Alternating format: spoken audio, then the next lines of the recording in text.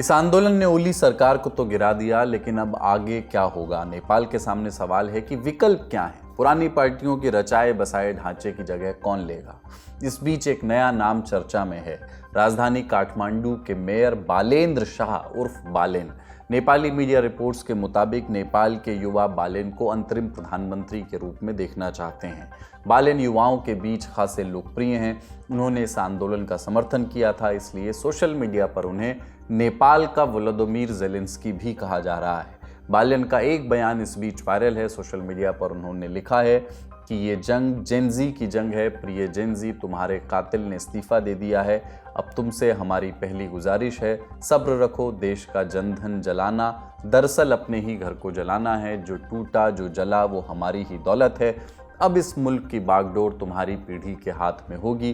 तैयार रहो, तुम्हें ही देश का नया रहनुमा बनना है। सेना प्रमुख से बातचीत के लिए कमर कस लो, मगर याद रखना बातचीत तभी होगी जब संसद भंग होगी। बालेन की उम्र भी महज 33 बरस है। राजनीति से पहले उनकी दुनिया पूरी तरह संगीत से जुड़ी रही है। वो एक रैपर हैं। राजनीति में आने के बाद भी वो संगीत की दुनिया में सक्रिय रहे हैं। वो इंजीनियर भी रह चुके हैं। 2022 में मेयर चुनाव में वो स्वतंत्र उम्मीदवार के रूप में मैदान में उतरे थे और जीत हासिल की थी। पिछले एक दिन से नेपाल में सोशल मीडिया पर डियर बालेन, टेक नाउ और नेवर ट्रेंड कर रहा है। मांग उठ रही है कि बालेन अपनी नई पार्टी बनाएं और देश को नया रास्ता दिखाएं। इस बीच उनका एक पुराना रैप सोशल मीडिया पर फिर से वायरल हो रहा है। 2020 में पोस्ट किए गए इस रैप वीडियो पर लोग जमकर कमेंट लिख रहे हैं और लिख रहे हैं कि नेपाल के अगले प्रधानमंत्री बालेन शाह ही होने चाहिए। गाने के बोल हैं, नेता जति सबही चोर, यानी देश के सब नेता चोर हैं। ऐसे में वो इस पावर वैक्यूम के दरमियान उभर कर सामने आ सकते हैं। हमने नेपाल में मौजूद पत्रकारों से इस बारे में बात की। देखिए, फिलहाल रास्ता आगे का तय नहीं है कि आखिरकार नेपाल किस दिशा में जा रहा है और इस वजह से ये भी नहीं पता है कि अब जो नेतृत्व है वो किसके हाथ में जाएगी।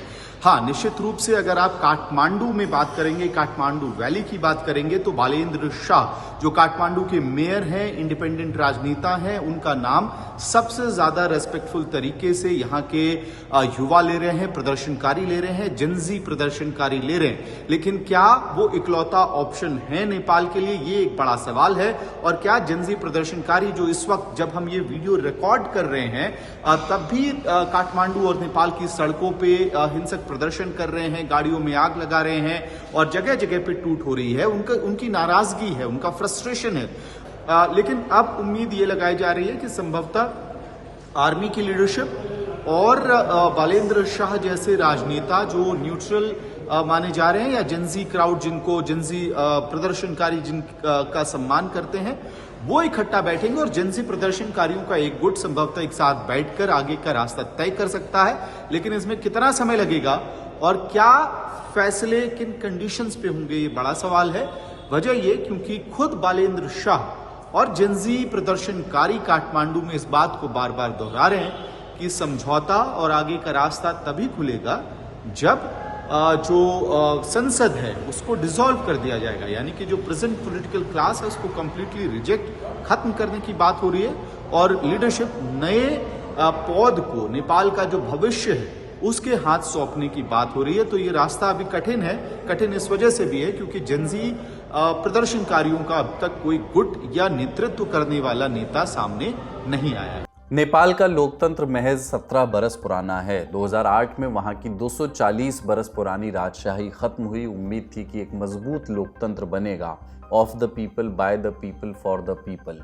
लेकिन साल दर साल राजनीति ने ऐसा रूप धरा कि इन उम्मीदों पर पानी फिरता गया। पिछले 17 बरस में प्रधानमंत्री की कुर्सी पर कुल 13 लोग बैठ चुके हैं। इनमें से कोई भी कार्यकाल पूरा नहीं कर सका।